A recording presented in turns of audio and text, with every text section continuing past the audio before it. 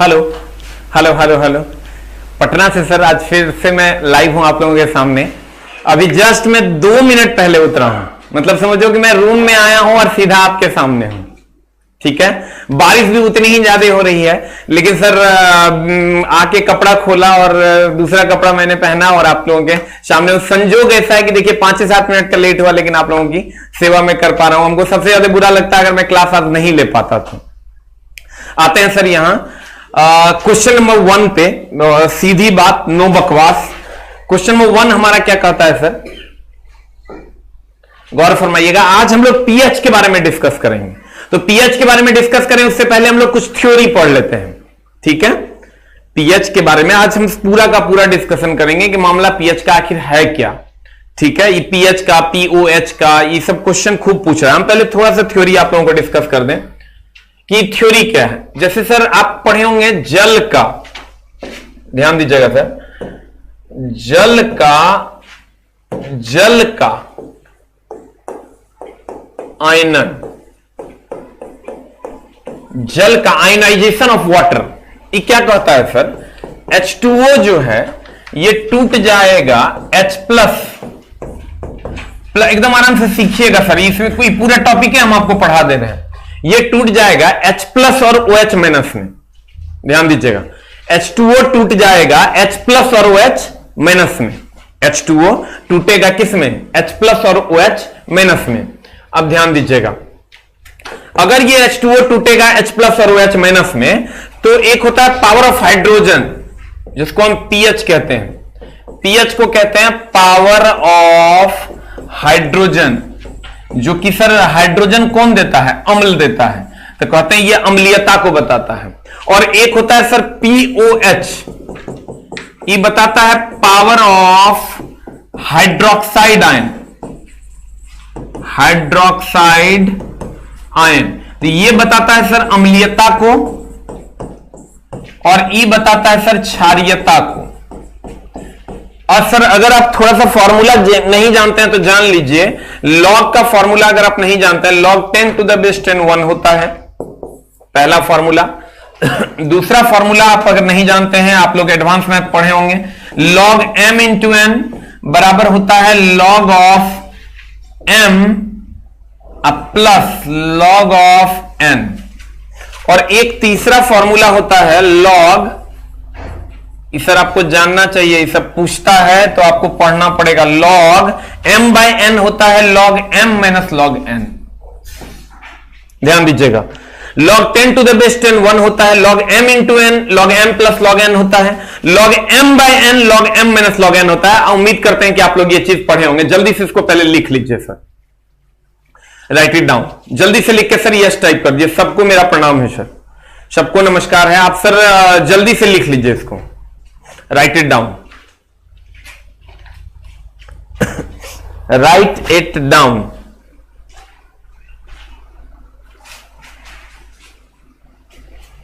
लिख लिए?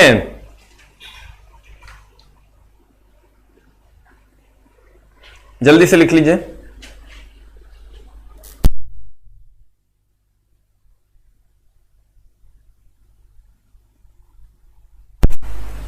हो गया? लिख लिए सर? तो ये फॉर्मूला आपको लगाना होगा। log 10 टू द बेस 10 1 होता है, log m into n log m plus log n होता है, log m बाय n होगा तो log m minus log n होता है। ये फॉर्मूला आपको याद रखना पड़ेगा, नोट इट डाउन, ठीक है? लिख लिए? अब देखिए सर, एकदम आराम से सर हम आते हैं नेक्स्ट में। अगला आपका है सर, एक फॉर्मूला है pH is equal to minus of log H plus, और एक होता है POH इज इक्वल टू, आराम से क्वेश्चन बनाएंगे आपको समझ में आएगा, minus of log OH minus POH मतलब पावर ऑफ हाइड्रोक्साइड आयन बराबर होता है माइनस log OH माइनस, और pH बराबर होता है माइनस log H प्लस। अब ध्यान दीजिएगा, एक और 4 फॉर्मूला है इसका। pH plus POH is equal to होता है 14, और एक होता है H plus plus OH minus is equal to हो जाता है 10 to the power H plus into OH minus is equal to होता है 10 टू माइनस 14। ये 4 फॉर्मूला आपको याद रखना है, ठीक है? ये 4 फॉर्मूला सर आपको याद रखना पड़ेगा। ये जो 4 फॉर्मूला है ये आपको याद रखना पड़ेगा।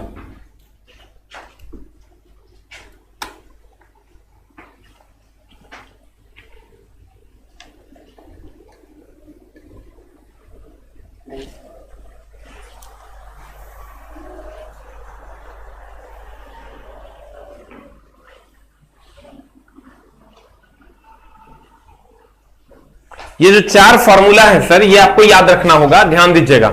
एक है pH बराबर माइनस log H प्लस, एक है POH बराबर माइनस log OH माइनस, एक है pH प्लस POH बराबर 14, एक है H plus into OH minus is equal to 10 to the power minus 14।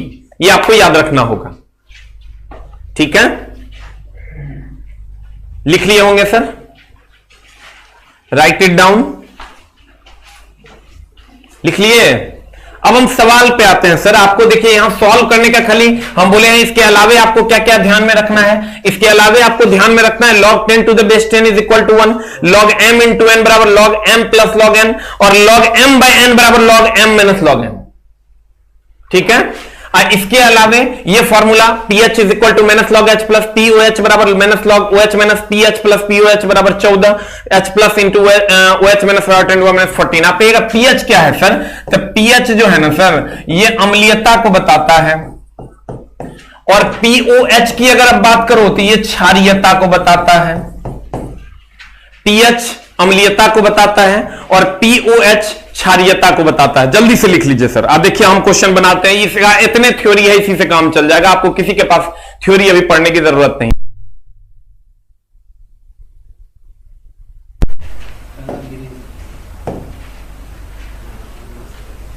हो गया? कल से लाइट का भी प्रॉब्लम नहीं रहेगा, कल मैं लाइट पूरा का पूरा लगवा रहा हूं। द नेक्स्ट, अब आते हैं सर सवाल पे। सवाल हमारा कैसे बनेगा, तो थोड़ा सा और हम आते हैं सर इधर। हम आपको एक शॉर्टकट बताते हैं जिससे सवाल आप देखते ही बना लोगे, कोई झोल झाल वाला काम नहीं होगा। देख के सवाल बन जाएगा, एक आध को लटकेगा तो वो हम दिए हैं कि उसको कैसे बनाएंगे, लेकिन लगभग सवाल जो है चला देख के बन जाएगा। अब बोलो सर कैसे? हम बताते हैं, देखो जैसे अगर हम लेते हैं H प्लस का वैल्यू 10 टू द पावर -2 हो तो pH का मान कितना?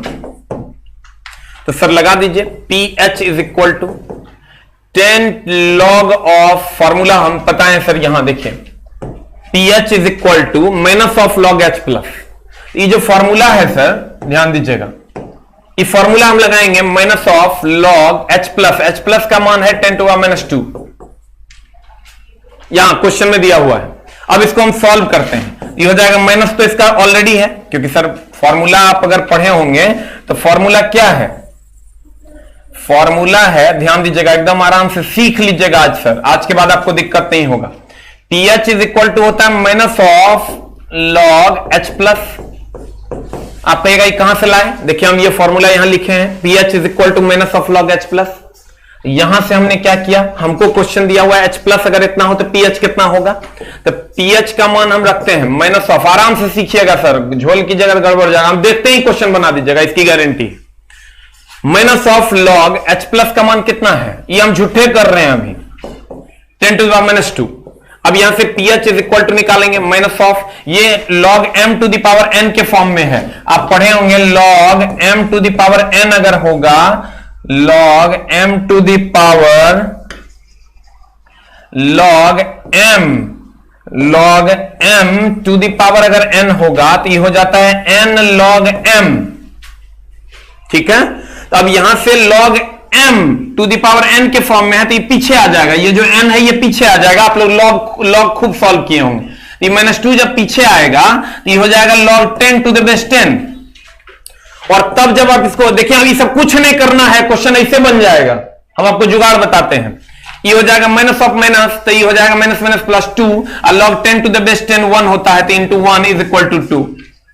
यानी आपने क्या सीखा कि H प्लस का मान 10 टू द पावर -2 होगा तो pH का मान 2 होगा, अगर H प्लस का मान 10 टू द पावर -3 होगा तो pH का मान 3 होगा, अगर H प्लस का मान 10 टू द पावर -4 होगा तो pH का मान 4 होगा। इसी तरह OH माइनस में भी होगा, अगर OH माइनस का मान 10 टू द पावर -2 होगा तो pH का मान 2 हो, क्योंकि सेम फॉर्मूला है minus of log OH minus. आप कहिएगा नहीं समझे मास्टर साहब, ये देखो हम थोड़ा समझाते हैं, E ले लो तुम H प्लस, एक बना लो तू भाई मेरे pH। अब अगर ये 10 टू द पावर -2 है तो ये 2 आया, ये 10 टू द पावर -3 है तो ये 3 आया, ये 10 टू द पावर -4 है, वो सब नहीं लिखना है, ई पेज तुमको लिखने की जरूरत नहीं है, इतना गो एग्जाम में नहीं कर पाओगे, मास्टर बात सवाल बता देगा लेकिन तू कर नहीं पाएगा। हम देख रहे हैं 10 टू द पावर -2 है तो ये 2 आता है, तो हम सर इसी को जनरलाइज कर देंगे और खट से बना लेंगे, ये 4 हो जाएगा, 10 टू द पावर -5 है तो ये 5 हो जाएगा, एकदम सिंपल। सेम है चला OH माइनस में भी, अगर OH माइनस सेम फॉर्मूला लगता है, और POH की बात करें, अगर ये 10 टू द पावर -2 है तो ये 2 हो जाएगा, ये 10 टू द पावर -3 है तो ये 3 हो जाएगा, 10 टू द पावर -4 है तो ये 4 हो जाएगा, ये 10 टू द पावर -5 है तो ये 5 हो जाएगा, निकाल लेंगे हम खट से। पहले इसको अब लिख लो, अब हमको अब क्वेश्चन पे चलते हैं, देखिए क्वेश्चन कैसे बनता है, पहले इसको लिखिए जल्दी से।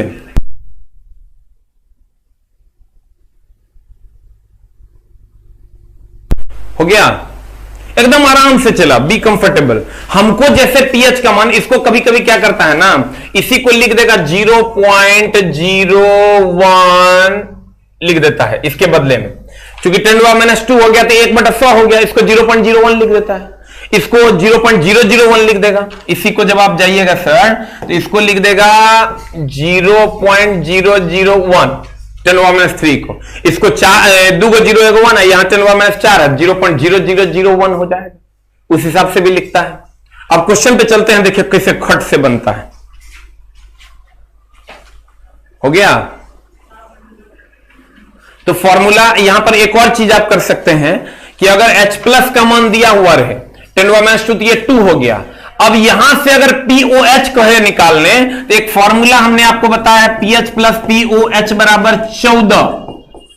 अगर हमको ये वाला टर्म लेते हैं सर, ये वाला, तो यहां अगर pH का मान 2 लगते हैं, ध्यान दीजिएगा, अगर pH का मान हम यहां से H प्लस से pH निकाल लिए, अब हमको POH निकालना है तो इसका वैल्यू 2 रख देंगे, अब प्लस POH बराबर 14, तो यहां से हमको POH बराबर निकल के आ जाएगा 12।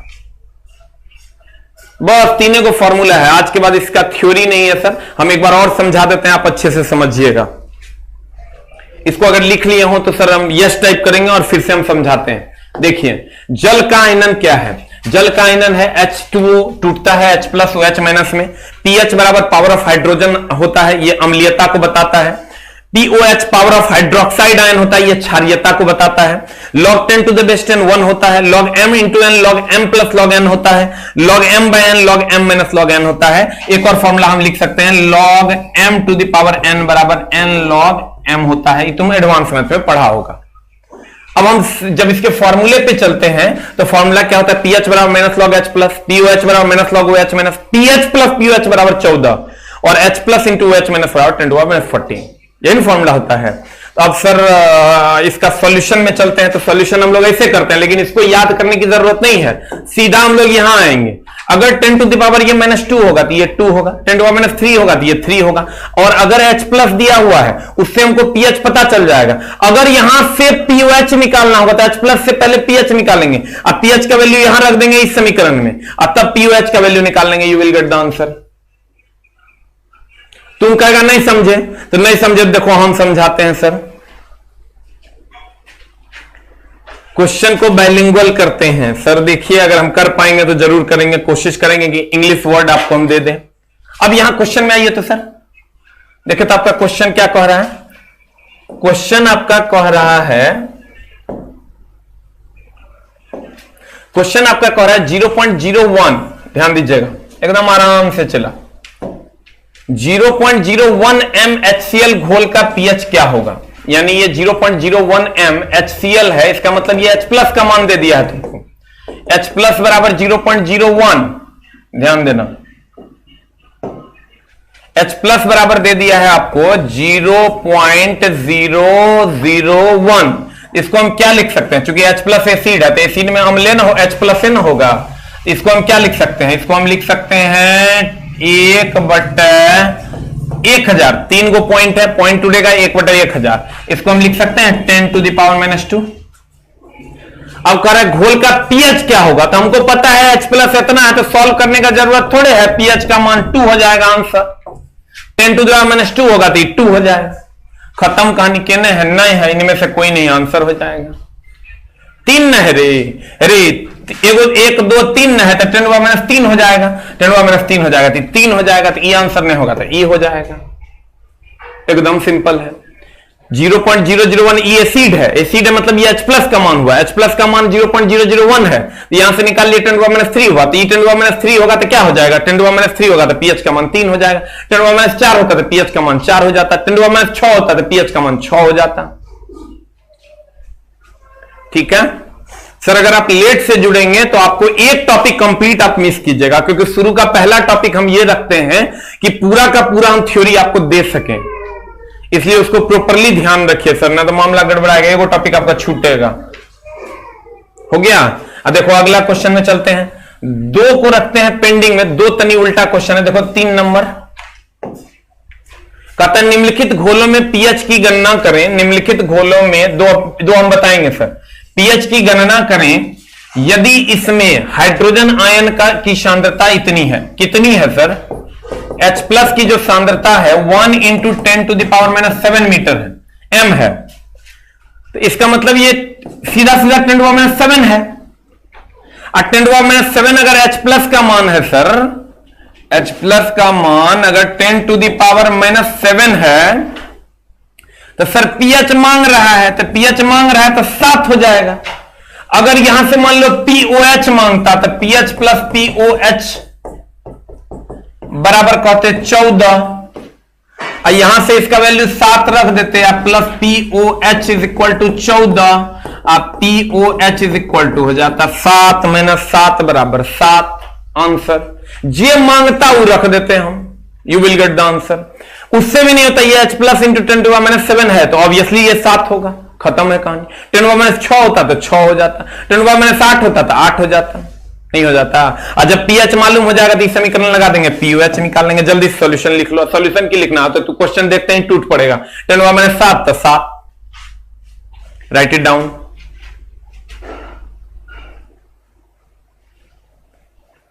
हो गया। अब देखो तो अगला क्वेश्चन तुम बना पाता है कि नहीं। हो गया। अगला क्वेश्चन देखिए क्या कहता है।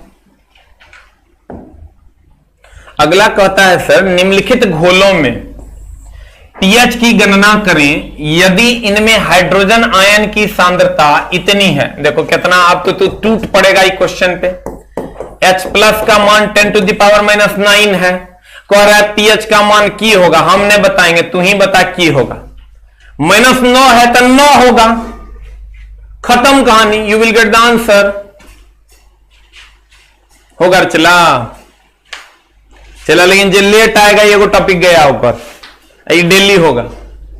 अगर आप लेट आते हैं तो एक टॉपिक आपका छूट जाएगा, और जो अभी आए होंगे उनको सर पता चला होगा कि क्वेश्चन हम कितना आसानी से बना पाते हैं। तुम कहेगा देखो हम बार बार बोलते हैं अगर H प्लस का मान 10⁻² है तो 2 होगा, 10⁻³ है तो H प्लस का मान, या उल्टो चला अगर कह दे पीएच का मान 2 है तो H प्लस कितना होगा तो 10⁻², सब टाइपे बन जाएगा। अगर कह देगा पीएच का मान 4 है तो H प्लस कितना 10⁻⁴। अगर कह देगा पीएच का मान 5 है तो H प्लस कितना 10⁻⁵। You will get the answer. होगा। बफरिंग नहीं ना हो रहा है, ठीक है। अगर कह देगा OH - 10⁻² है तो 2 आंसर, OH - 10⁻³ है तो 3 आंसर। अब आते हैं चला यहां अगले क्वेश्चन की ओर। ये देखो एक अगला पढ़िए सर।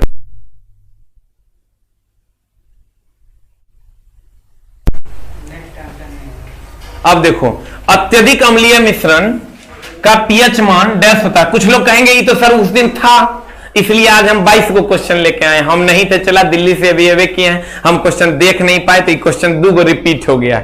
एगो सर आगे होगा ब्रिसन वाला ऊ और ई, तो ये सर मेरा बहुत हम इसको इसलिए मिस्टेक माने और इसको 2 क्वेश्चन आज 20 नहीं चला, आज 22 क्वेश्चन, ठीक है। तो ये तो सर एकदम आराम से आप बना दीजिएगा सर। अम्लीयता इस 7 जो नए जुड़े हैं उनके लिए सर 7 से इधर अगर होगा 6 5 4 3 2 0, इधर जाएंगे तो 8 9 10 11 12, इधर से इधर आएंगे तो ये हो जाता है चला मेरे भाई मेरे, ये हो जाएगा उदासीन।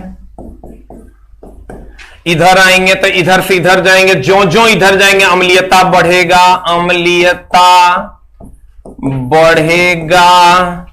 इधर से इधर जाएंगे तो अम्लीयता घटेगा, अम्लीयता घटेगा, सॉरी अम्लीयता बढ़ेगा। जो इधर जाएंगे अम्लीयता बढ़ेगा। देखिए इधर आएंगे तो इट्स मिस्टेक, इधर अम्लीयता नहीं चला, इधर क्षारीयता बढ़ेगा, क्षारीयता बढ़ेगा। देखिए जो इधर आएंगे अम्लीयता बढ़ेगा, तो चला अत्यधिक अम्लीय मिश्रण का पीएच मान, तो जो इधर आएंगे अम्लीयता बढ़ेगा। तो देखो सबसे कम जकर होगा पीएच मान वही सबसे ज्यादा अम्लीय होगा, इसलिए 0 आंसर होगा। कुछ लोग एकरा में 1 मार देते हैं, नहीं, जो इधर आएंगे सर पीएच का मान घटेगा और अम्लीयता बढ़ेगा। पीएच का मान घटेगा, अम्लीयता बढ़ेगा। अब पीएच का मान बढ़ेगा तो क्षारीयता बढ़ेगा। इसको जल्दी से लिख लीजिए जो लोग नए जुड़े हैं सर।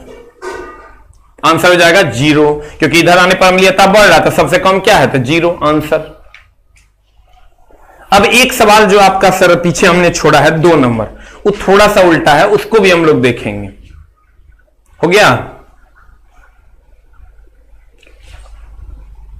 हो गया। थोड़ा सा सर रेगुलरिटी मेंटेन कीजिए और टाइम से आइए ना, तब सर कोई फायदा नहीं होगा, एक टॉपिक छूट जाएगा। जो कि शुरू में हम पहला क्वेश्चन ही सबसे इंपॉर्टेंट रखते हैं, जो ज्यादा बच्चों को जरूरत है और सिखा पाए हम। अब आइए सर इधर 2 नंबर क्वेश्चन थोड़ा झोल वाला है। 2 नंबर कहता है 0.05 H2SO4 घोल का पीएच मान ज्ञात करें। यही ना कहता है चला। तो यहां पिछला वाला में तुम देखो, यहां हम तुमको क्या बोले कि बाबू रे ई HCl है तो 0.01 MHCl घोल का पीएच, तो इसको तुम H+ से मान लो। इसको तुम H प्लस ए मान लो, 0.001 ये जो है H प्लस ए है, तो तू भी मान लिया। लेकिन ऐसा है नहीं, तनिए तो घुमा देगा, ग्रुप डी है चला, तनी घुमाएगा मामला बोरा में फंस जाएगा। इसलिए यहां HCl जो है, ये HCl टूटता है एगो H प्लस अब प्लस Cl माइनस में, इसीलिए चूंकि एक गो H प्लस है तो जो वैल्यू है वो H प्लस से का हो। लेकिन जब अगले प्रश्न में चलिएगा सर, तो वहां आपका लोटिया डूब जाएगा, फिर आप हमको गरियाइएगा जब क्वेश्चन वहां नहीं बनेगा। ये जो H2SO4 है चला, ये H2 इतना H प्लस नहीं है, इतना H2SO4 है। इसको जब हम तोड़ेंगे तो ये टूटेगा 2H plus plus SO4 double minus में, ये टूट जाएगा। इसका मतलब अब 2H प्लस ये जो वैल्यू है ना, ये इतना H2SO4, इसका मतलब ये 2H प्लस का वैल्यू है 0.05 M। ये वैल्यू किसका है सर? 0.05 M। ये 2H प्लस का है, यहां से हम H प्लस निकाल लेंगे। H प्लस जब निकालेंगे तो कितना हो जाएगा? 0.05 अब बटा 2 हो जाएगा। इसको हम सॉल्व कर लेंगे तो ये आ जाएगा 5/200। अब 5/200 आ जाएगा तो ये हो जाएगा 5 5 20 1/40। इसको सॉल्व कीजिएगा, 0 पॉइंट आ जाएगा 40 दूनी 80 2। Solve it. अब H प्लस हमको पता चल गया, तनी तो उल्टा है चला, समझना पड़ेगा नहीं तो मामला गड़बड़ाएगा। अब हम यहां से हमको निकालना है pH, तो फॉर्मूला लगा देंगे चला, pH is equal to minus log H plus लगा देंगे। अब यहां पर वैल्यू पुट कर दो, माइनस माइनस से रह जाएगा, लॉग लॉग ए रह जाएगा।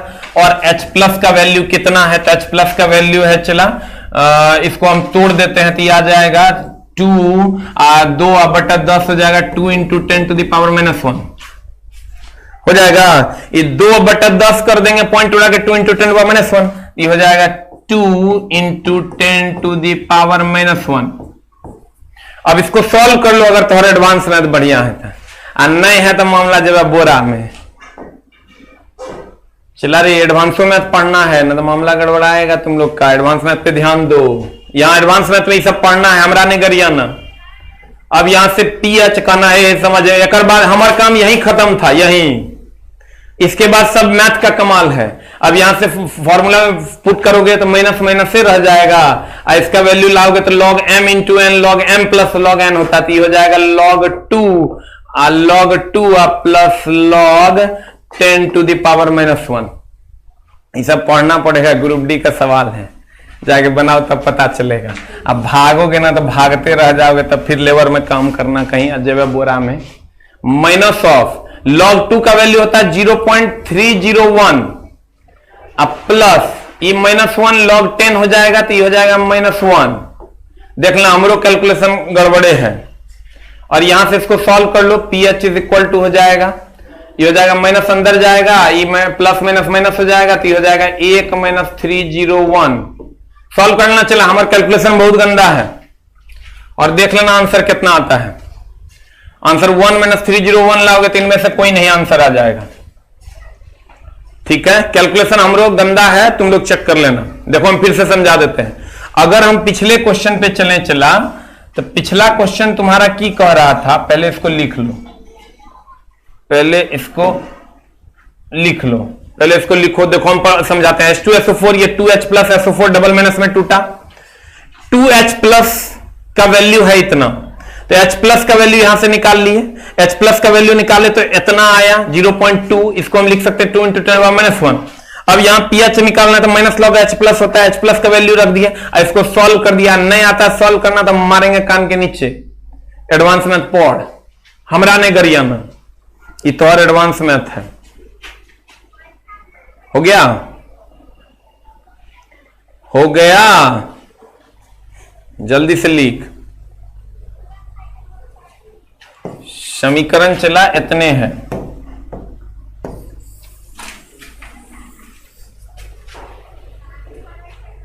हो गया, हो गया तो यस टाइप करो। इतना आसान रहता पढ़ना ना तो कौवा कुत्ता सब पढ़ लेता।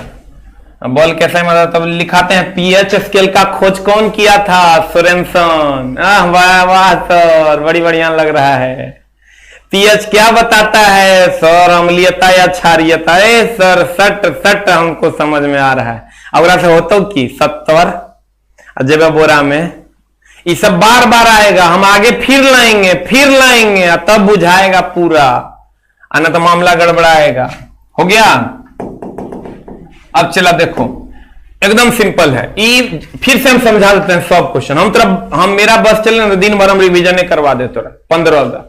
0.01 MHCl है तो ये अकेले है, H2 नहीं है, H2SO4 नहीं, अकेले H है तो जो वैल्यू है वो H प्लस का हो गया। तो ये H प्लस का वैल्यू हो गया चला 0.01, तो 0.001 हो गया तो ये हो जाएगा 10 to the power -3। तो H plus 10 to the power -3 है तो इस तरीके से हम लोग कह देंगे पीएच का मान कितना है? तो 3 है। यहां एक क्वेश्चन में झोल है। अगला क्वेश्चन जो हमारा था ये है 0.05 MH2SO4। तो H2SO4 को हम तोड़ेंगे 2H plus SO4 double minus में।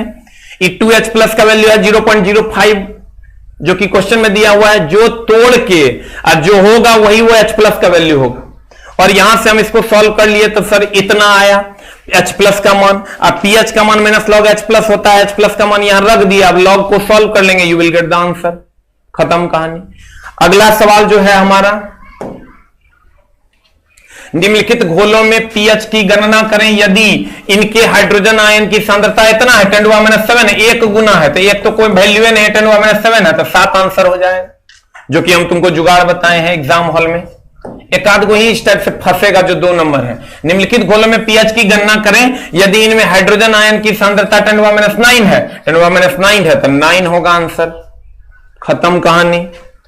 अगला ये तो हम तुमको बता ही दिए, जो इधर आने पर अम्लीयता बढ़ता है इधर जाने पर क्षारीयता बढ़ता है। जो जो पीएच का मान घटेगा अम्लीयता बढ़ेगा और जो जो पीएच का मान बढ़ेगा क्षारीयता बढ़ेगा। तो कहता है अत्यधिक अम्लीय कौन है? तो पीएच मान जकर सबसे कम होगा, 0 आंसर।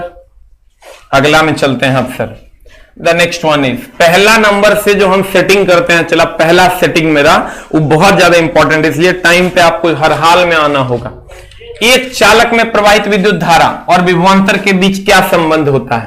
तो चला इसीलिए यही क्वेश्चन पे हम बहुत गुस्सा हैं और 2 क्वेश्चन को हम चेंज करने बोले थे जो कि नहीं कर पाया हम, इसलिए आज 22 क्वेश्चन लेके आए हैं। कहता है ये सब जानता है R बराबर V/I होता है। क्यों? क्योंकि ओम का नियम कहता है V बराबर IR। ये सब हमने पढ़ाएंगे। अब तू जानता है, कहता है चालक में प्रवाहित विद्युत धारा और विभवांतर के बीच क्या संबंध है? तो कहते हैं सर लेकिन यहां पर झोल है। चला झोल क्या है कि संबंध क्या होता है, पहले तो ये समझो, देखो हम बताते हैं। कहता है ये वो क्वेश्चन नहीं है कि R बराबर V/I तू मार देवे, R बराबर V/I कह देवे, अब V बराबर IR कह देवे, ये वो क्वेश्चन ना है। अब मामला क्या है हम बताते हैं तुमको। ओम चचा कहते थे, कौन कहते थे? चला ओम चचा कहते थे कि V समानुपाती होगा I के, यानी जितना ज्यादा वोल्टेज होगा उतना ज्यादा धारा का प्रवाह होगा, वोल्टेज कम धारा का प्रवाह कम। तब जैसे समानुपाती हटाते हैं कहीं से भी, A समानुपाती है B के, तो A बराबर कांस्टेंट लेते हैं और B लेते हैं। A समानुपाती B के तो A बराबर K इंटू B लेते हैं, K कांस्टेंट होता है। तो यहां पर क्या करेंगे? चला इस V समानुपाती, यहां कांस्टेंट 6 है R इंटू I, तो यहां समानुपाती का चिन्ह नहीं होकर के यहां कौन सा चिन्ह हो जाएगा? यहां समानुपाती का चिन्ह नहीं होकर समानुपाती जब हटता है कांस्टेंट आता है तो इक्वल टू आता है, तो यहां आ जाएगा चला इक्वल टू। इस समानुपाती के बदले जो कांस्टेंट आएगा यहां R आएगा, यहां K आता है यहां R आएगा, तो इस सर V अब बट्टा I is equal to R हो गया। R को R नहीं कह के हम नियतांक भी कहेंगे, नियतांक यानी इंग्लिश वाले भाई साहब मेरे कांस्टेंट भी कहेंगे। ये जो R है ये क्या है? समानुपाती के बदले एक कांस्टेंट नियतांक आया है। जैसे A समानुपाती B होता है तो A बराबर K भी आता है, वैसे ही यहां K के जगह पर R आया है, यानी हम R को अगर नियतांक मानते हैं तो या तो क्वेश्चन देगा V/I बराबर क्या होता है, या कहेगा V/I बराबर नियतांक, ये सही है। तो अब बताइए आंसर क्या हो जाएगा? I/V एक नियतांक है, V बाय इंटू आई एक नियतांक है, V बटा आई एक नियतांक है। आंसर हो जाएगा C for cat. Write it down, जल्दी से लिख के यस कर दीजिए सर। जब भी समानुपाती का चिन्ह हटाएंगे एक कांस्टेंट आएगा।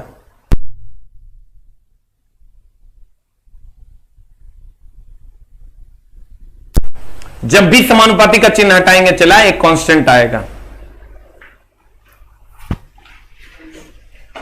ठीक है, या यहीं पर दे देता है एक और ऑप्शन इसका, इसका एक और ऑप्शन देता V बटा I is equal to are, तो ये भी सही हो जाता। राइट इट डाउन, खाली लिखो ना ओम का नियम, V समानुपाती आई, V बराबर आई इंटू आर। आर क्या है, एक नियतांक है, तो V बाय आई बराबर नियतांक। खाली क्वेश्चन पूछने का तरीका बदल दिया है। चला एकदम आराम से हो गया। कॉपी कलम लेके बैठो, ना तो मामला कुड़ियाने में चल जावे। शुक्राणु होगा यहां हो जाएगा चला शुक्राणु। इस सर कल से इस पर हम पूरा ध्यान देंगे, हम खुद चेक करेंगे, एक लफ्ज गलती नहीं हो ऐसी कोशिश करेंगे, लेकिन एक आध को सर मिस्टेक हो ही जाता है। शुक्राणु का निर्माण कहां होता है सब जानता है सर, बताइए आंसर क्या हो जाएगा। मूत्रवाहिनी में, प्रोस्टेट ग्रंथि में, वृषण में। आंसर हो जाएगा वृषण में। यही क्वेश्चन रिपीट हो गया, इसलिए हम इसके लिए 2 क्वेश्चन एक्स्ट्रा दिए हैं। आते हैं सर हम अगले क्वेश्चन में। अगला क्वेश्चन क्या कहता है, फ्लेमिंग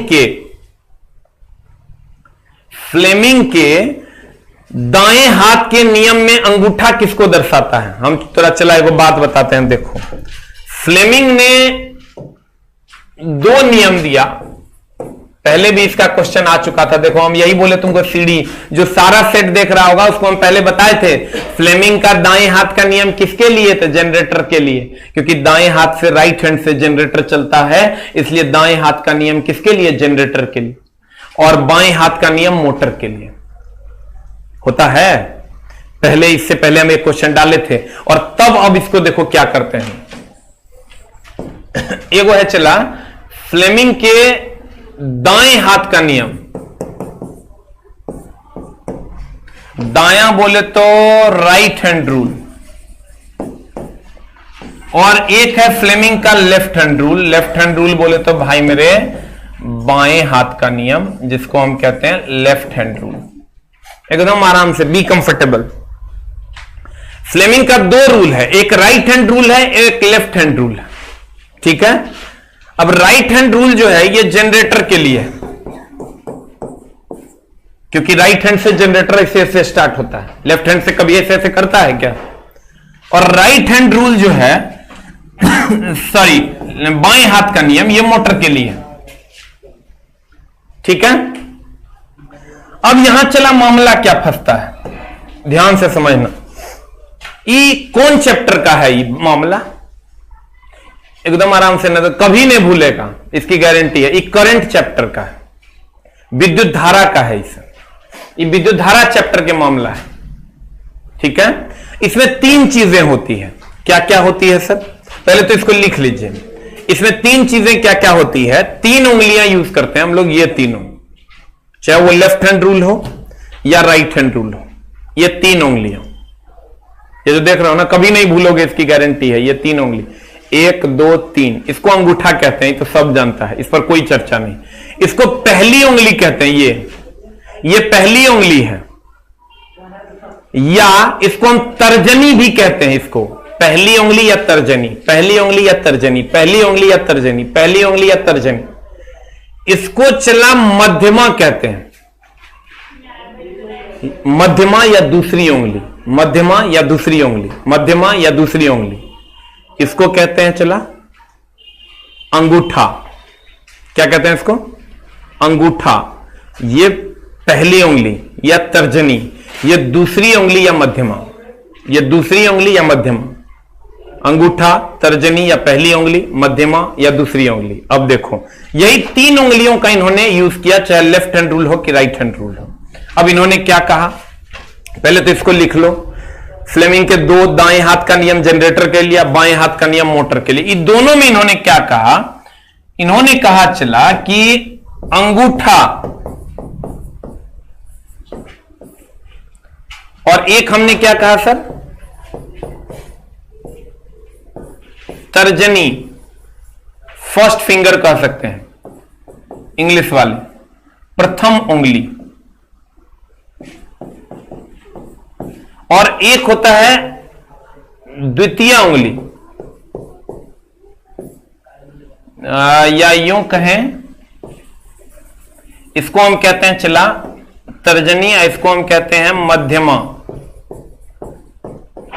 या द्वितीय उंगली।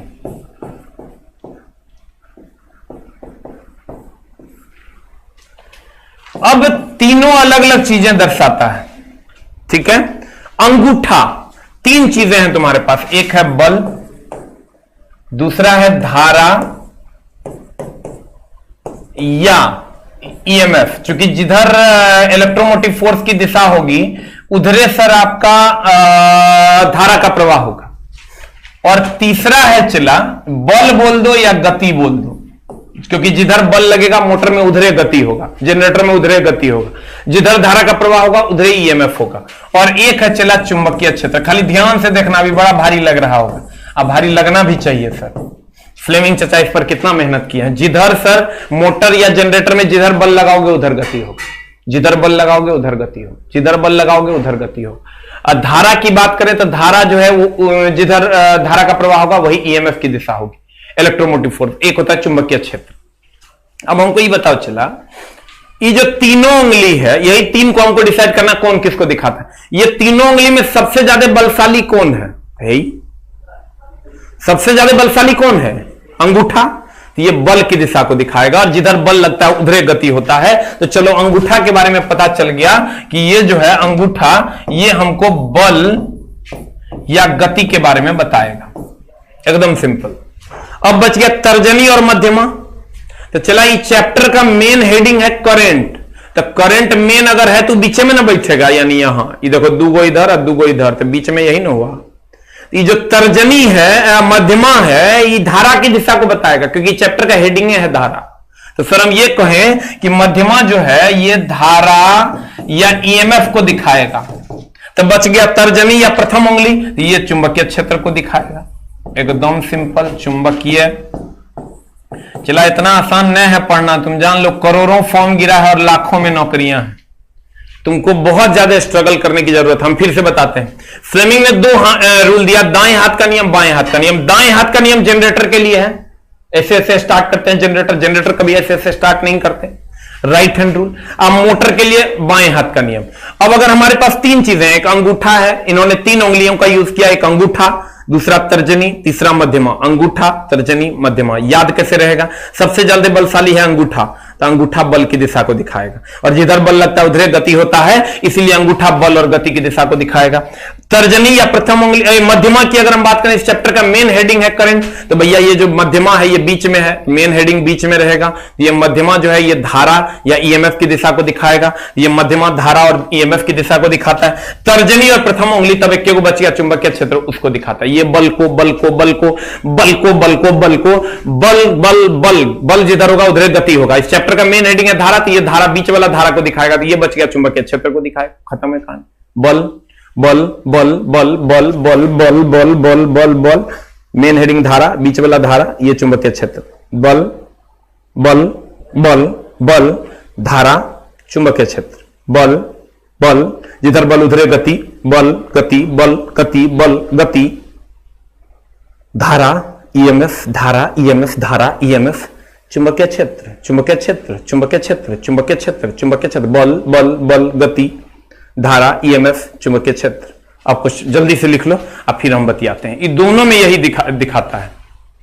जल्दी से लिख, और लिख के यस टाइप कर, एकदम हड़बड़ाना नहीं है, इतना आसान साइंस नहीं है। चला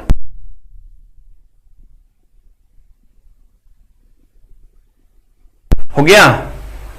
और एकदम हमेशा चला कोशिश करो, क्रमबद्ध ज्ञान को विज्ञान कहते हैं। क्रमबद्धता जिस दिन टूट गई उस दिन बोरा में जाओगे, और सीढ़ी के हिसाब से ही चढ़ना चाहिए बच्चों को। देखो हम उस दिन फ्लेमिंग का इतना तक बताए थे उस क्वेश्चन में, हमको पता था, उसके बाद अब लाए एक स्टैंडर्ड बढ़ा दिया। तो आप अगर रेगुलर फॉलो कीजिएगा सर, जरूरी नहीं है हमको ही सर, किसी को भी फॉलो कीजिए, जो भी शेड्यूल वे में अगर हम आपको पढ़ाते हैं सर, इसीलिए हमको फॉलो कीजिए। एक लाइन का बात, क्योंकि हम आपको सर पढ़ाते हैं ऑर्डर में, इसके बाद ये, इसके बाद ये, इसके बाद ये। तो सर गौर फरमाइएगा, हो गया ये। अब आते हैं, चला हम क्वेश्चन की दुनिया में। आ जाओ क्वेश्चन में। कहता फ्लेमिंग चचा के दाया, दाया मतलब राइट जगरा से खाते हैं, अब बाया मतलब जगरा से धोते हैं। दाया जगरा से खाते हैं, बाया जगरा से धोते हैं। तो दाया इंग्लिश वाले इसको कहते हैं राइट हैंड रूल। दाएं हाथ के नियम में अंगूठा किस ओर दर्शाता है? अंगूठा बल या गति को दर्शाता है, बल या गति को दर्शाता है। कहता है लक्स की दिशा, लक्स या फ्लक्स, कुछ लक्स फ्लक्स के तो कोई बातें नहीं है। प्रेरित ईएमएफ की दिशा, प्रेरित ईएमएफ की दिशा, ईएमएफ चला मध्यमा दर्शाता है, हम अभी बोले थे आपको। चालक की गति की दिशा, चालक की गति की दिशा यदि तर्जनी उंगली फ्लक्स के लाइन के साथ हो, यदि तर्जनी उंगली फ्लक्स के लाइन के साथ हो, यहां तक है। और उसके बाद चालक की गति की दिशा यदि तर्जनी उंगली उत्पन्न ईएमएफ की, तर्जनी जो है चला, तर्जनी है जो तर्जनी हम तेरा बताए हैं, ये तर्जनी चुंबकीय क्षेत्र न है रे। तो यहीं पर मामला फंसाया, देखो कैसे। ग्रुप डी कहता है अंगूठा, फ्लेमिंग के दाएं हाथ के नियम में अंगूठा किस ओर दर्शाता है? तो अंगूठा चालक की गति की दिशा, एक और है चालक की गति की दिशा, सी में भी है, डी में भी है। अब तर्जनी के ऊपर कंडीशन लगाया है, तो तर्जनी किसको दिखा रहा है रे? तर्जनी दिखाता है चुंबकीय क्षेत्र को। तो अब क्वेश्चन में चलो तो कहता है चालक की गति की दिशा, चालक की गति की दिशा, दोनों ऑप्शन सही है। यदि तर्जनी उंगली फ्लक्स के लाइन के साथ हो या चुंबकीय क्षेत्र, फ्लक्स की लाइन बोलो या इसी को हम कहते हैं चुंबकीय क्षेत्र। अगर चुंबक आप पढ़े होंगे सर तब, फ्लक्स की लाइन को ही हम क्या कहते हैं? चुंबकीय क्षेत्र। देखो अगर नहीं हो पढ़ा तो डी तो सरासर गलत है। चालक की गति की दिशा अंगूठा, कहता है अंगूठा किस ओर दर्शाता है? चालक की गति की दिशा यदि तर्जनी उंगली उत्पन्न ईएमएफ थोड़े होता है, उत्पन्न ईएमएफ तो मध्यमा होता है, ईएमएफ बोले तो धारा, वो तो मध्यमा होता है। तो ऐसे भी गलत हो गया, तो आंसर हो जाएगा आपका सी फॉर कैट। उत्पन्न ईएमएफ जैसे कह देगा चला, तर्जनी नहीं होगा, वो मध्यमा होगा।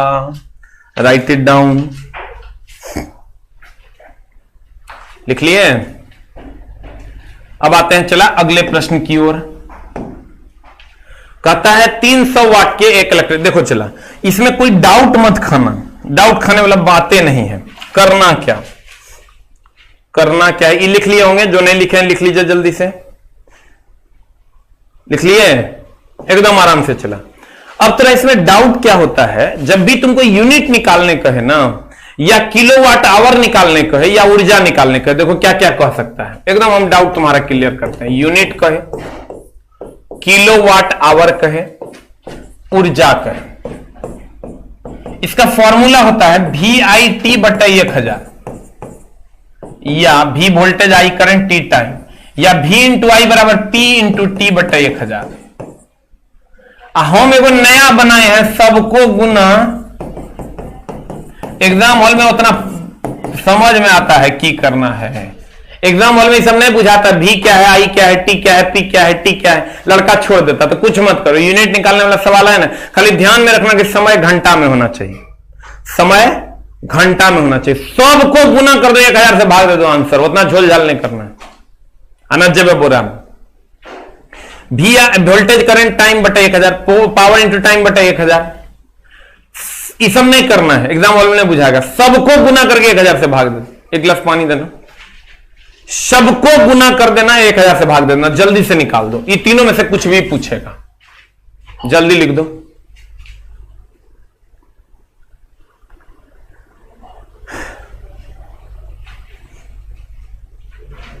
हो गया।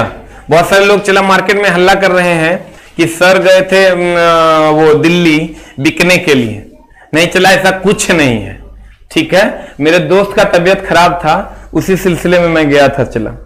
और वो दोस्त ऐसा था कि वो बचपन में चला हमको साइकिल दे दिया था अपना चलाने के लिए, इसलिए हमको चला और खुद पैदल जाता था।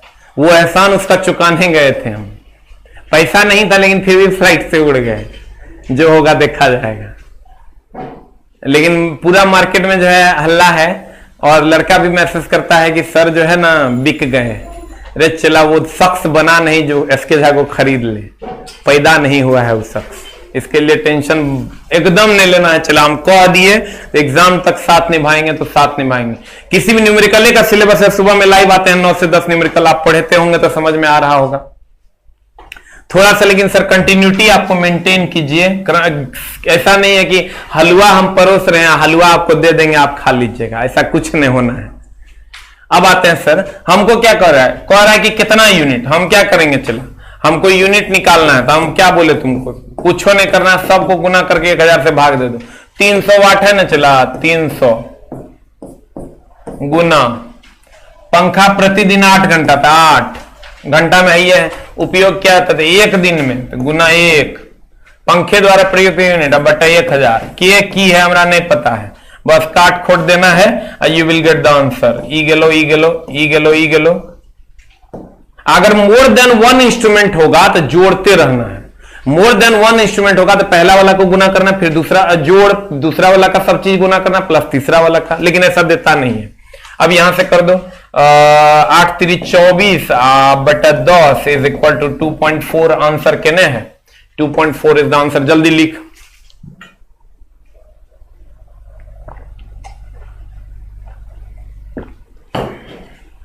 लिख लिया, सबको गुना कर दो, 1000 से भाग दे दो। उतना झोल झाल एग्जाम हॉल में चला, टाइम कहां, मास्टरवा तो बोर्ड पर गो कर देता है, एग्जाम हॉल में जाता है पते नहीं चलता है, मां कसम 3 से भाग देंगे 56 से भाग दें। अगला क्वेश्चन, अगला कहता है प्रतिदिन 10 घंटा, भैया रे कह रहा है यूनिट, तू निकालता यूनिट, कहेगा 10 तो 10, 200 तो 200। 2 क्वेश्चन इसलिए लाते हैं कि पहला वाला में थोड़ा सा बुझेगा और दूसरा वाला में कॉन्फिडेंस आ जाएगा। उपयोग किया जाता है तो बल्ब द्वारा 1 दिन में तो गुना 1, कितना यूनिट बिजली खर्च होगा बटा 1000। ये खूब पूछता है, चला ये सब नहीं पढ़ाएंगे तो बाद में तू कहेगा नहीं मास्टरवा जब पढ़ाया हो तो पूछवे नहीं किया। 2 यूनिट आंसर देख लो कितने है, you will get the answer. तो ये चला तुम कहेगा अरे मास्टरवा काहे लाया, हम इसलिए लाए कि तुम VIT बटा 1000, वोल्टेज करंट टाइम बटा 1000, अब तू करता था पावर इनटू टाइम बटा 1000। तो हम बोले भैया साइंस मतलब जुगाड़, जुगाड़ क्या लगाना, कुछ नहीं करना, सब क्वेश्चन हम बना के देख लिए, सबको गुना बटा 1000, सबको गुना बटा 1000, खट से आंसर मिल जेतो।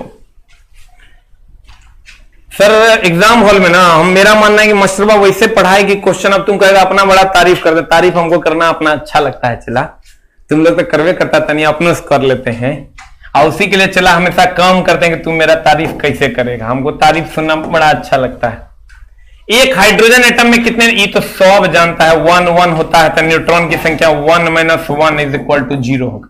हाइड्रोजन एटम में न्यूट्रॉन की संख्या 0 1 दिन कुछ नहीं होगा, न्यूट्रॉन ऐसे ही निकालते 1 - 1। अब आते हैं, चला इसका 0 हो जाएगा आंसर। ये 2 क्वेश्चन चला एकदम नॉर्मल आ गया है, बाद बाकी सब ठीक है। किससे निम्न में से कौन सा ट्रांसफार्मर का मूल अवयव नहीं है, देखो चला मूल अवयव नहीं है। एगो तो चला अगर तुम ट्रांसफार्मर जानता होगा तो ये अगर ट्रांसफार्मर है तो ट्रांसफार्मर में एगो प्राइमरी कॉइल होता है, एगो सेकेंडरी कॉइल होता है, एकरा में कॉइल में लपेटते हैं। देखो ये जो है ध्यान देना, इसको कहते हैं चला मेन होल या मेन ढक्कन, मेन ढक्कन कह दो या मेन टैंक कह दो। इसको कहते हैं चला क्रोड, इसको कहते हैं कुंडली, ठीक है। इसको प्राथमिक कुंडली, इसको द्वितीयक कुंडली। इसको कौन कुंडली चला, ये प्राथमिक प्राइमरी कॉइल, सेकेंडरी कॉइल, पढ़ा होगा चला। इसमें जिसमें कॉइल लपेटते हैं इसको क्रोड। ट्रांसफार्मर पे भी हम कुछ सवाल लाएंगे। निम्न में से कौन सा ट्रांसफार्मर का मूल अवयव नहीं है, चला मम्मी पापा को देखो एनर्जी लाओ। कहता निम्न में से कौन सा ट्रांसफार्मर का मूल अवयव नहीं है, देखो क्रोड, उसे कहते हैं जिस पर कॉइल लपेटा हुआ है उसको हम सर क्रोड कहते हैं, तो ये मूल अवयव है, इसके बिना चलेगा नहीं, कॉइल लपटोगे कैसे। प्राथमिक कुंडली बिना कुंडली के होगा नहीं, द्वितीयक कुंडली भी है। परस्पर अभिवाह जो है ये म्यूचुअल इंडक्शन है, चला म्यूचुअल इंडक्शन। इसके कारण ट्रांसफार्मर में वोल्टेज घटता या बढ़ता है। लिख लेंगे, यह मूल अवयव नहीं है, यह मूल अवयव नहीं है, लेकिन इसके कारण ट्रांसफार्मर को टी ऑब्लिक एफ लिखते हैं, वोल्टेज को घटाता बढ़ाता है, घटाता बढ़ाता है। जल्दी से लिख लो, यह मूल अवयव है नहीं है, लेकिन इसके कारण ट्रांसफार्मर में वोल्टेज घटता बढ़ता है। बाद में क्रोड किसको कहते हैं, जिसमें कॉइल लपेटा हुआ होता है। एक प्राथमिक कुंडली, एक द्वितीयक कुंडली है। राइट इट डाउन, जल्दी से लिख दो। कहेगा परस्पर अविवाह, इंग्लिश में कहते हैं म्यूचुअल इंडक्शन। इस पर बहुत सवाल है, चला इतना फंसोगे म्यूचुअल और सेल्फ इंडक्शन पे कहने सुनने से बाहर, लेकिन लाएंगे इसका हम सवाल। सर म्यूचुअल इंडक्शन पे ना मामला बहुत ज्यादा फंसता है, कैसे फंसता है वो हम इसका एक सीरीज लाएंगे 2-3-4 क्वेश्चन का। कहीं देखिएगा अन्योन्य प्रेरण आंसर है, कहीं देखिएगा स्व प्रेरण आंसर है, कहीं सेल्फ इंडक्शन, कहीं म्यूचुअल इंडक्शन, कहीं विद्युत चुंबकीय प्रेरण, कहीं अन्योन्य प्रेरण, कहीं स्व प्रेरण। पते नहीं चलता मां कसम क्वेश्चन मारे हैं क्या। अब आ जाओ है ने अगला क्वेश्चन पे चलते हैं। चला अगला क्वेश्चन क्या कह रहा है, कहता है आमतौर पर वर्णांधता क्या है। तो सर वर्णांधता एक अनुवांशिक बीमारी है। कहता है एक अनुवांशिक प्रकृति है, एक गैर अनुवांशिक है, इस सब मारा होगा। जीवन भौगोलिक बीमारी है, प्रकाश आवरण है, तो ये एक अनुवांशिक बीमारी है। हम इसके लिए क्वेश्चन नहीं डाले हैं। कलर ब्लाइंडनेस किस कोशिका के कारण होता है अभी पूछता है। इस सब मार देता है कि सर आमतौर पर कलर ब्लाइंडनेस जो होता है क्या है, अनुवांशिक बीमारी है। लेकिन चला किस कोशिका के कारण। अगर आप सर रेलवे की तैयारी कर रहे हैं तो आप अपनी आंख जरूर चेक करवाइएगा, इसलिए चेक करवाइएगा कहीं कलर ब्लाइंडनेस होगा तो आप किसी भी ऑपरेटिंग पोस्ट के लिए जॉब नहीं कर सकते हैं। पता चला तैयारी की है, अब बाद में जाके गए चेक करवाने तक कलर विजन हो गया। तो इसलिए इसका थोड़ा सा ध्यान रखिएगा, फुर्सत निकाल के कभी चेक कर लीजिए किसी भी आंख के अस्पताल में। आमतौर पर वर्णांधता क्या सर, वर्णांधता अनुवांशिक बीमारी है, इसमें कहीं कोई दिक्कत नहीं है। वर्णांधता अनुवांशिक बीमारी है, ये अनुवांशिक है, जेनेटिक होता है, इसका कोई उपचार नहीं है और कोई उपचार नहीं, कोई उपचार नहीं। अब दूसरा क्या है चला कि यह शंकु कोशिका, हम पीछे देखो हम बोले सीढ़ी है, पीछे लाए थे हम क्षण कोशिका शंकु कोशिका। हम बोले थे क्षण तीव्र होता है इसलिए प्रकाश की तीव्रता के लिए, और शंकु कोशिका प्रकाश के रंग के लिए। तो कलर का ब्लाइंडनेस है, इसका मतलब शंकु कोशिका में गड़बड़ी होगा। यह शंकु कोशिका में, शंकु यह चला यह जल्दी से लिख लो, यह शंकु कोशिका में, यह शंकु कोशिका के कारण होता, यह शंकु कोशिका के कारण होता। वर्णांधता अनुवांशिक बीमारी है, कलर ब्लाइंडनेस, इसका कोई उपचार नहीं है, यह शंकु कोशिका के कारण होता। किसमें गड़बड़ी के कारण होता चला, यह शंकु कोशिका के गड़बड़ी के कारण होता है। जल्दी से लिख लो, यह एक को लिखना है, ये दोनों तो तुम ऑलरेडी जानता है, ये भी जानता है, यह शंकु कोशिका में गड़बड़ी के कारण होता है। कहता निम्नलिखित में से कौन सा द्विपरमाणुक है। परमाणुकता हम बोले थे चला, अगर कोई तत्व है या यौगिक है, कुछ भी है, मिश्रण का तो फॉर्मूले नहीं होता तो अगर परमाणुकता नहीं होता है। कभी कभी पूछता है कि बताओ किसकी परमाणुकता नहीं होती, मिश्रण का फॉर्मूले नहीं होगा तो परमाणुकता कैसे होगा रे। अगर अकेले है, मान लो तत्व है, ये अकेले है तो परमाणुकता 1 होगा, अगर O2 है तो परमाणुकता 2 होगा, अगर O3 है तो परमाणुकता 3 होगा, और अगर चला helium, neon, argon, krypton, xenon, radon है तो ये अकेले होता है, इसकी परमाणुकता 1 होती है। इसकी परमाणुकता कितनी होती है, 1। निम्नलिखित में से कौन सा द्विपरमाणुक है, जो 2 होगा। आर्गन अकेले होता है, ये 1 परमाणुक है। हीलियम भी अकेले होता है, अक्रिय गैस है, किसी के साथ नहीं होता, 1 परमाणुक है। फ्लोरीन चला F2 होता है, या क्लोरीन होगा तो Cl2 होगा, और मीथेन होगा तो CH4 होगा। तो CH4 होगा तो 4 1 5 परमाणुक हो गया। हीलियम अकेले है तो 1 परमाणुक, ये भी 1 परमाणुक, ये 2 है तो 2 परमाणुक। तो आंसर हो गया फ्लोरीन। जल्दी से छाप लो, you will get the answer. जाएगा रहेगा, गिन लेना है। जैसे हमको कहेगा C2H5 OH की परमाणुकता कितना, गिन लेंगे 1 1 2 5 7 2 9 आंसर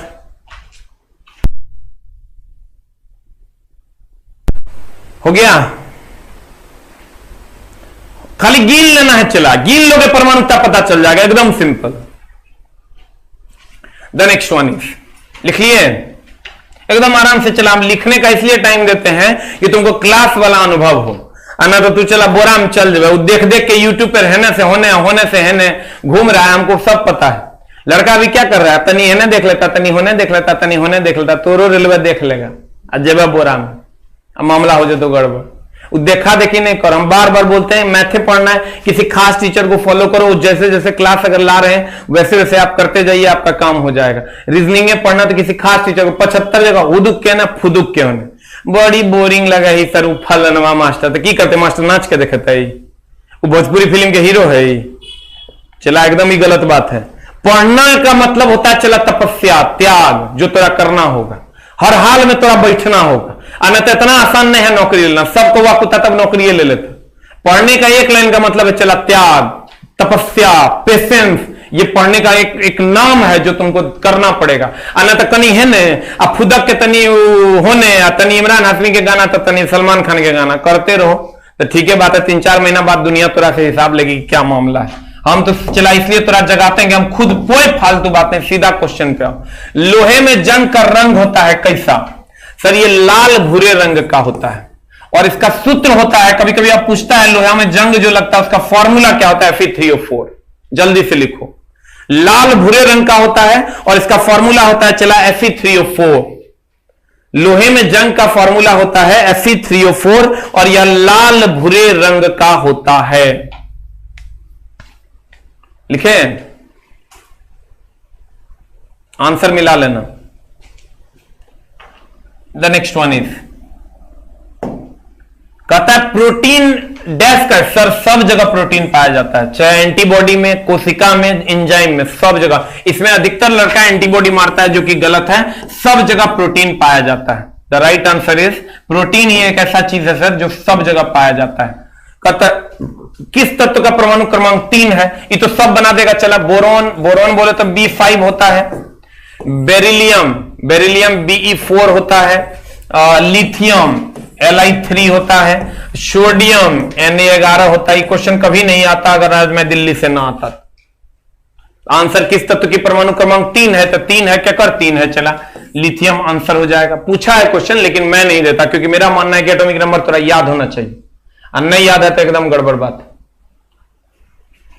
अगला, इसमें इसीलिए आज 2 क्वेश्चन हम आपको एक्स्ट्रा दिए हैं सर। MOS का पूर्ण रूप क्या है? Metal oxide semiconductor. एगो MOS पूछा है चला, और एगो BIOS पूछा है, बायोस। इसका होता है एक पहले इसको लिख लो, मेटल ऑक्साइड सेमीकंडक्टर। इसका फुल फॉर्म होता है चला बेसिक इनपुट आउटपुट डिवाइस। कुछ कुछ कंप्यूटर का भी सर जो एकदम खूब ज्यादा पूछा जाने वाला सवाल है उसको हम लाएंगे। इसका काम क्या है बायोस का? यह सिस्टम को यानी कंप्यूटर को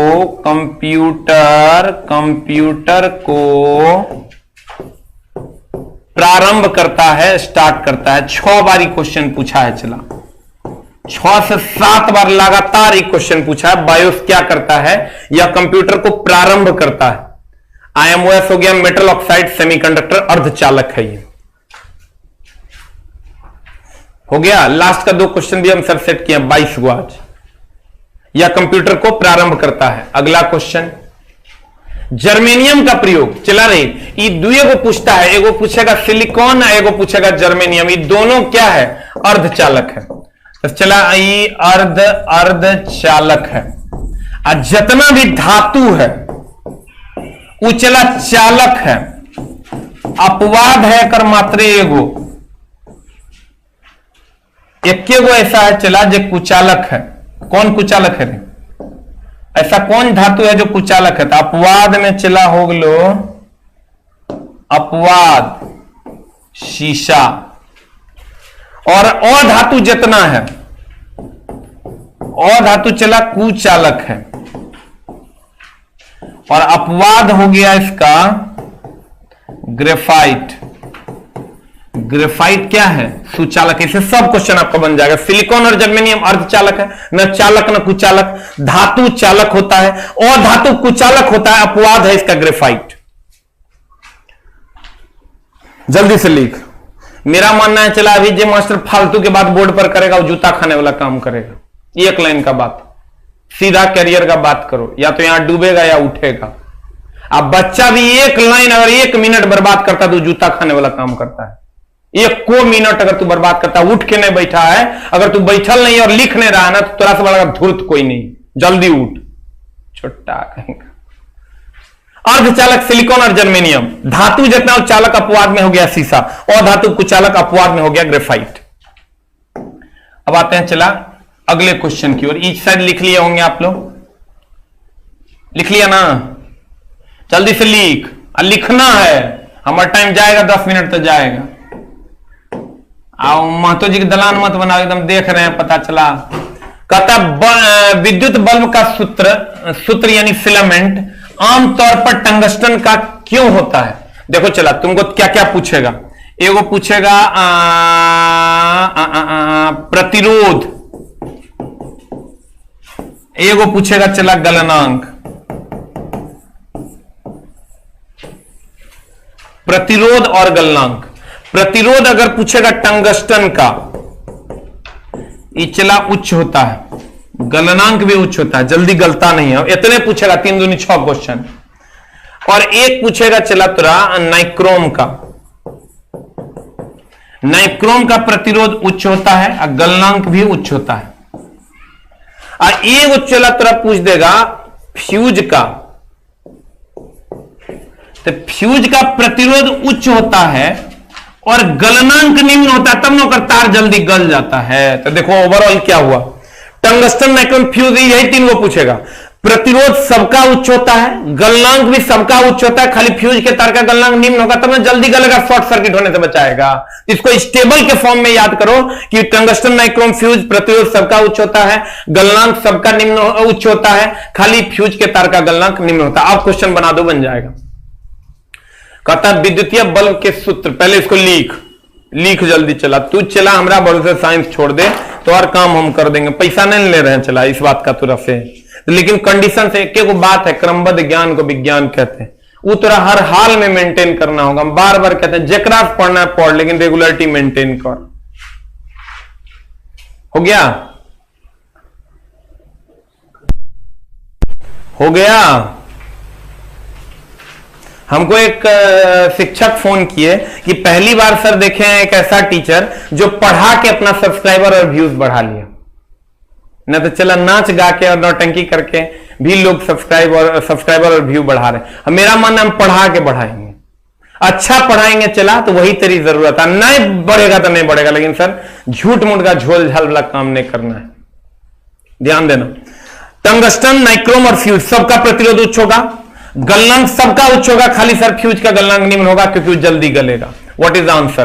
तो कहेंगे चला कि क्या होगा, टंगस्टन के फिलामेंट का क्या होता है, इसका उच्च चालकता और तथा गलनांक के कारण। कहता है आमतौर पर टंगस्टन का क्यों होता है, इसका उच्च प्रतिरोधकता तथा गलनांक के कारण। सही बात है, इसका उच्च प्रतिरोधकता भी होता है और गलनांक भी होता है। उच्च प्रतिरोधकता भी और गलनांक भी। ई दे दिया उच्च चालकता, चालकता ज्यादा नहीं होता सर, चालकता कम होता तब ना जल्दी गर्माता है। इसका उच्च प्रतिरोधकता तथा क्वथनांक का भी बात नहीं करेंगे क्योंकि पिघलना तो है नहीं। इसकी उच्च चालकता, चालकता की अभी बात नहीं करेंगे, उच्च चालकता नहीं सर, निम्न चालकता होता है, इसलिए ना टंगस्टन का फिलामेंट जो है जल जाएगा। इसलिए चालकता की तो बात करेंगे नहीं, क्वथनांक की भी बात करेंगे नहीं, तो सर हम प्रतिरोध और गलनांक की बात करेंगे, इसलिए कहेंगे इसका उच्च प्रतिरोध तथा गलनांक, यानी दोनों उच्च होता है। आंसर हो जाएगा आपका 20 का बी। हम चलते हैं चला अगले प्रश्न की ओर। हम बोले 2 क्वेश्चन आज इजी था, इसलिए हम सर आज 21 क्वेश्चन लेके आए हैं। What is the answer? Answer आपके सामने है। कहता है परमाणु रासायनिक रूप से जुड़कर डैश बन जाते हैं। एकदम आराम से चला है, देखो ये मक्खियों लिख रहा है रे, आज तरीके हगले जा रहा है, लिख ले जा रहा है, हो तरीके हे आहा ओहो आएंगे माए। हाँ लिख लिख लिख देखो ये स्मार्ट बोर्ड का तरीका यही देख रहा है। हाँ वेरी गुड। हम सोच रहे हैं किने से लिखा रहा है, मरकरवा तो हमारे हाथ में है।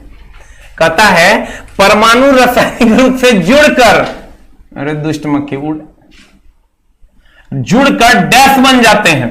तो चला रे परमाणु, जैसे देखो C2H5 है ना, ध्यान देना ये परमाणु अणु में बड़ा झोल खाता है बच्चा।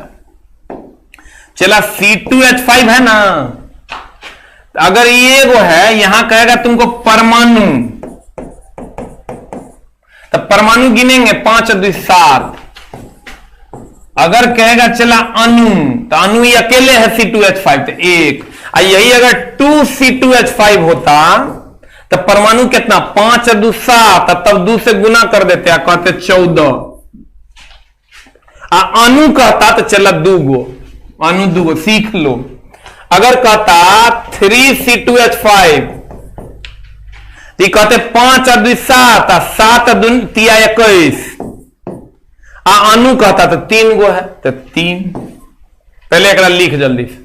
अब उम्मीद करते हैं अगर 4C2H5 तो चला क्या होता है 5 2 7 चौका 28। 4 गो है तो 4 गो है तो परमाणु की अणु की संख्या 4। जल्दी लिख। अभियो ने बुझा होगा तो गोबर है, चला एकदम बुझ गया होगा अब तुम। नहीं बुझाएगा मतलब सुतल है, बैठल नहीं है। हो गया?